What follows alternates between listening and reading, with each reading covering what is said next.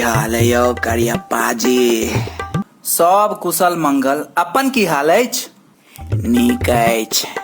कनी हमर बेटा भोलिया के देखलियै की? अरे भाई हम तऽ एखन आबिये रहल छी दिल्ली सँ। ओना धिया पुता सबके की हाल अछि अहाँके? अच्छा यौ की कहू, गामक छौड़ा सब तऽ तेहन स्टारसी सब भऽ गेल छै जे हमरा बुझाइत रहैया हमरो ने कहियो गाजा में धऽ कऽ सटि जाय। एहन बात छै? हाँ तऽ और की। देखियो हम कते काल से ताकि रहल छियै अपन बेटा भोलिया के, कतौ भेटे ने रहल अछि।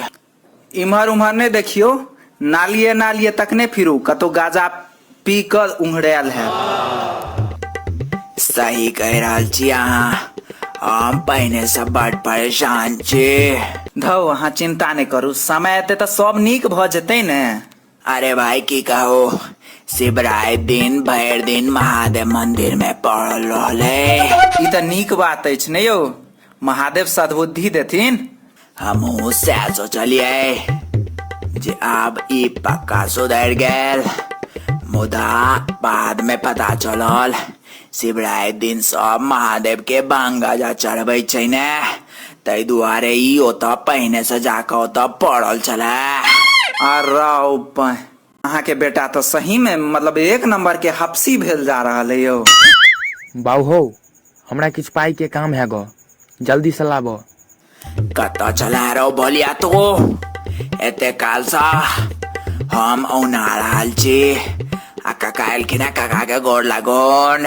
तो पाई देबो कि नहीं से कहो। देखे छियै हमरा से केना मुंह लगबैया, कतौ से पीती कैल है कि रे? धौ की कहू, पहिने हमरो बेटा मुररिया अहिना रहे यौ, मुदा आब जे छै से तैयो अहाँ के बेटा तऽ कने ठीक चले, हमर तऽ साफ चौपट भऽ गेल छै, मतलब मनुख वाला कोनो लक्षणे नहीं रहि गेले। अहाँ बड़ बकवास करे लगलो हैं आई काल्हि। बौआ एना नहीं बाजू। जहन हम बाप बेटा बात कर रहल छी तऽ अहाँ बीच में की चपर चपर करे छियौ? देखलियै। अरे अहाँ चिंता नहीं करू, हमर बेटा मुरारिया एकरो से पैघ खच्चर छलिए। अच्छा। अरे भाई ओ गाजा दारू भांग मतलब कोनो एहन नशे नहीं बचल रहे जे ओकरा रोज नहीं चाही। बाप रे। एतबे नहीं, जहन हम पैसा देनाइ बंद कऽ देलिए तऽ छोरा पॉकेट तॉकेट सेहो मारनाइ शुरू कऽ देलकै। अरे बॉय, आ पॉकेट मारे के एहन लत लगले जे क्या दिन गलती से अपनो पॉकेट मार ले छलैया यार। Oh my God. धौ की कहू, हम तऽ ततेक परेशान रही, आ ऊपर से गामक लोग सब परेशान भऽ कऽ ओकर नाम मुररिया से करोड़िया राखि दे जाय गेलै। मुदा आब तो मनुख भऽ गेल, ओ तऽ बहुत ज्यादा सुधरि गेल अहाँ के लड़का, लेकिन से कोना?